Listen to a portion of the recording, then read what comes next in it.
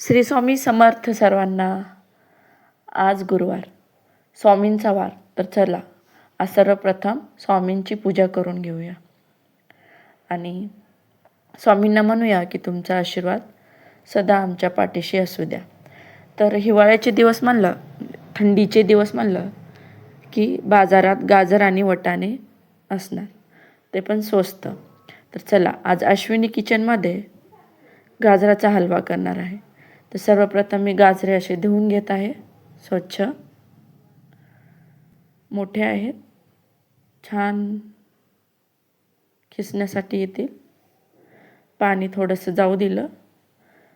Plate घेतली एक. मग चाकू घ्यायचा तर मी छिलायचं घेतलं होतं. मग सर्वप्रथम त्याचे बूड आणि वरचं टोक कापून घेत होते. गाजर मोठे असल्याने कापत नव्हतं. आणि काय माहिती रात्री असे म्हणजे छान होते, पण सकाळी बघितलं तर ते थोडे थोडे म्हणजे हे वाटत होते. म्हणून तो भाग पण म्हणजे मऊ वाटत होता, तो भाग पण कापून घेतला. हे बघा असे पडत होते कापत असताना. हा थोडाही वाटत असल्याने कापून घेतला हा पण भाग. त्यानंतर आपल्याला गाजरावरली साल छिलून काढायची आहे. तर मी आलू खिसायचं घेतलं होतं, त्याने असे गाजराची साल छिलून घेत होते. हे बघा. मग त्यानंतर गाजर खिसून घेत होते. मोठे असल्याने पटपट खिसत होते. मध्येच आला माझा रुद्र सेंटोसा. आज मी त्यांना सेंटोसा बनवला होता. मग त्याला बोलत बोलत खिसत होते. आणि जे व्हिडिओ काढत आहे ना, ती माझी छोटी नणंद आहे. त्यांना पण बोलत बोलत चालू होतं आपलं काम खिसून घ्यायचं. म्हणजे त्यांना तेवढं व्हिडिओ शूटिंग करता येत नव्हतं, पण होतं आपलं चालू. हे बघा गाजराचा खीस कशा प्रकारे म्हणजे मी मोकळं करून घेत होते गाजराचा खीस. हे बघा आपण खिसलेलं गाजराचं खीस. हे ड्रायफ्रूट्स बदाम, अक्रोड, मनुके घेतले आहे.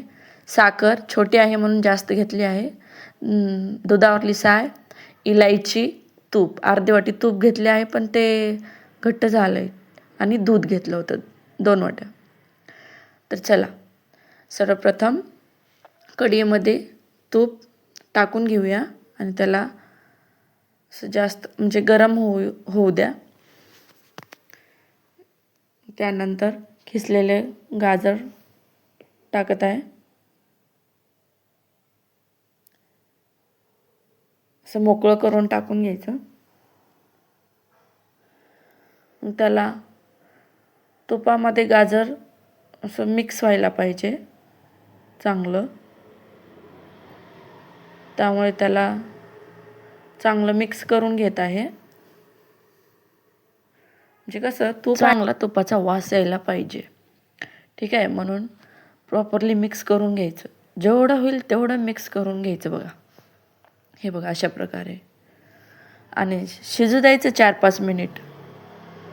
मस्त मिक्स करून घेतलं. मग नंतर वास यायला लागला की त्यानंतर त्यामध्ये दूध टाकून घ्यायचं. हे बघा. मग अजून प्रॉपरली मिक्स करून घ्यायचं. बघा त्याला चांगलं 10-15 मिनिट शिजत ठेवायचं. मग त्याला जोपर्यंत आपलं दूध त्या गाजराच्या खिशात मुरणार नाही तोपर्यंत जसं मोकळं मोकळं व्हायला पाहिजे. शिजत ठेवायचं 10-15 मिनिट. त्यानंतर ॲड केलं वाटलेली इलायचीचं पावडर आणि दुधावरली साय. ह्या दोघांना अजून मिक्स करून घ्यायचं चांगलं. जेवढं चांगलं मिक्स करचाल तेवढं म्हणजे त्यामध्ये मिक्स होऊन चवीला चांगलं लागेल. मिक्स करत राहायचं. मग नंतर ॲड केली साखर. जास्त होईल म्हणून थोडीशी काढून घेतली. अजून मिक्स केली. चांगलं मिक्स करून घ्यायचं. हे बघा. आणि शिजत ठेवायचं अजून 2-3 मिनिट. त्यानंतर ड्रायफ्रूट्स ॲड करायचे वाटून घेतलेले. हा झाला आपला गाजराचा हलवा रेडी.